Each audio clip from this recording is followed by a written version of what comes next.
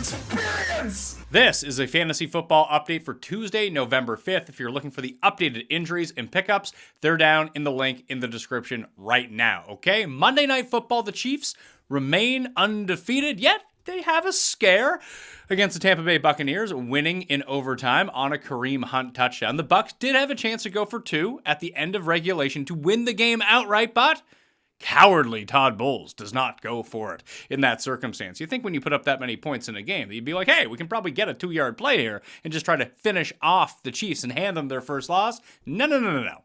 Not going to happen. On the Chiefs side of the ball, it was all Kelsey and DeAndre Hopkins. Our underdog play with Xavier Worthy really did cost us. He had it in the first drive of the game, and then they did not want to use him after that because he was just mangling everything that he touched. But the big news here is the return of an awesome DeAndre Hopkins. Is it going to happen every week? It's unlikely because of the return of Juju Smith-Schuster. Presumably after this week, he missed the game against Tampa Bay. He will man the slot the majority of the time, kicking out Justin Watson and Mecole Hardman and Xavier Worthy and DeAndre Hopkins to the outside. There's going to be a rotation there, and we've seen that Hopkins has rotated through, but it's nice to know that, especially in the red zone, that it looks like he has the trust of Mahomes already, even after 2 weeks, that in tight spots where you need someone with sure hands to come down with the ball, DeAndre Hopkins can do that. He's likely a top 25 receiver the rest of the season, maybe even a top 20 with the dearth of options and the dearth of health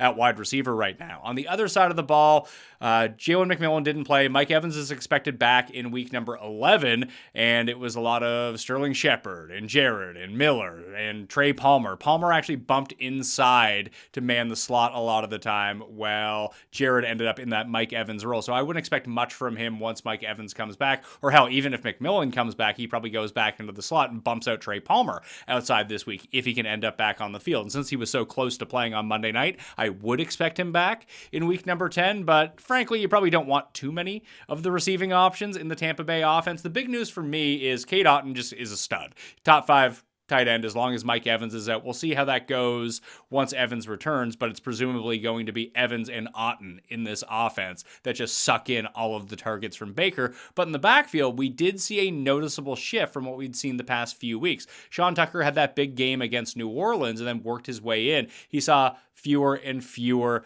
snaps this week where we saw Bucky Irvin handle, not that they ran a ton against the Chiefs, but Bucky Irving was still the guy who was presumably handling the work on the ground. Rashad White through the air. They both ended up with 3 receptions. And it's not like Tucker did nothing. He got onto the field, scraping away the overall upside from everyone. But it was odd to see that Rashad White was the one who got the carry inside the 10 and ended up scoring the rushing touchdown. That's a bit atypical with how this offense generally works. But it's really a two-headed monster with a third guy that still gets himself in. It's hard to rank them too highly on a week-to-week basis, mainly because they're all just going to take away from each other, which is not exactly what you want. But with this defense looking so terrible, they're probably going to run a lot of plays, which is always good, just not as many on the ground to the running backs. You have to have the guys that get the work done through the air. For Thursday Night Football, Isaiah Likely actually on the Ravens side of the ball didn't do much in terms of his theoretical practice. He would have missed the practice on Monday had they actually have practiced. That's the weird thing about Thursday Night Football.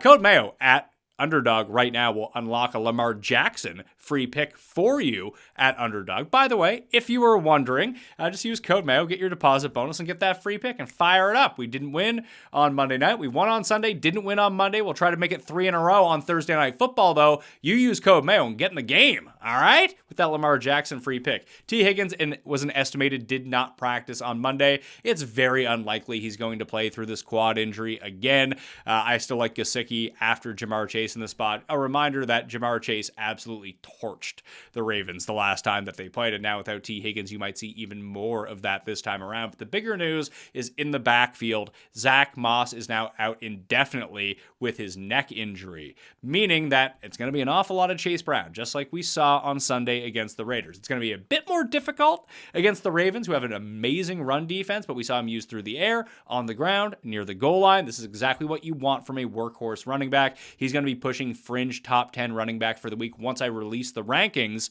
even in a difficult matchup, just because of the workload. There's very few running backs you're going to find that you can mine this much work from out of the backfield. So fire up Chase Brown while you got him and while he's healthy, and Zach Moss is out, and it'll lead to fantasy success. Switch to the Cowboys. Dak Prescott looks like he's going to miss extended time with his hamstring injury. There is talk of injured reserve being in play for him. Not official as of yet, but he's expected to not play. This week we'll get Cooper Rush starting at quarterback for the Dallas Cowboys. And CeeDee Lamb, it's optimistic for week 10 is where he's at right now. They're calling him week to week with this AC joint in his shoulder. If it's more than a grade 1 sprain in his shoulder, he's going to be out. And look, if they're at the point right now, maybe they think they can still salvage their season with Cooper Rush. They can pick up a win this week using CeeDee Lamb, but if they don't win this week and Lamb doesn't look good, he's probably going to miss extended time too, because what's the reason to play in these guys? If Dak is out and their season's over, you don't want to hurt CeeDee Lamb moving forward. I'd say he's probably about 50-50 to play this week. Christian McCaffrey is returning from injured reserve and is expected to play in week number 10. This is great news for anyone who had the first overall pick in fantasy drafts. You finally get your guy back.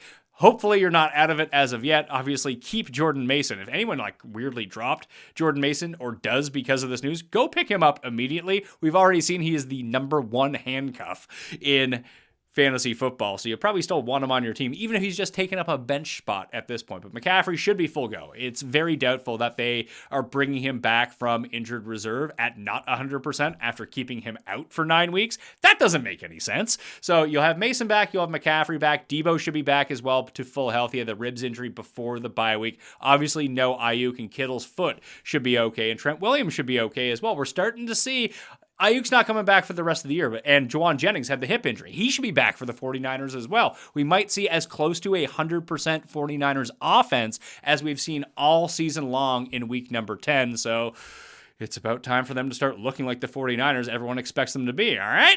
Nico Collins is on track to return from injured reserve in week number 10, but again, you need to monitor the health of him during the practice reports, because DeMeco Ryans was a little bit wishy-washy on whether or not he's actually going to play in week number 10, but he should be at practice. If he gets in a full at any time during the week, or will monitor coach speak, then obviously he'll be back in. When I run my first set of rankings, I will have him in for this time of the week, and you can subscribe to the rankings. They'll get sent directly to your inbox for free in the Mayo Media newsletter at Substack, and you can hit that down in the description as well. I'll have the full rankings update and breakdown on Thursday on Mayo Media Network, so please sub to the channel while you're here. Quick notes, AJ Brown is day-to-day after his MRI. He still may miss week number 10, which means that the Eagles offense doesn't go boom when he doesn't play, by and large. That they just look out of sorts when he doesn't play. Drake London is day-to-day with a hip injury. If you saw the picture of his hip, whoa, a lot of bruising going on. It's probably a bit tender right now for Drake London. He is expected to play in week number 10, however.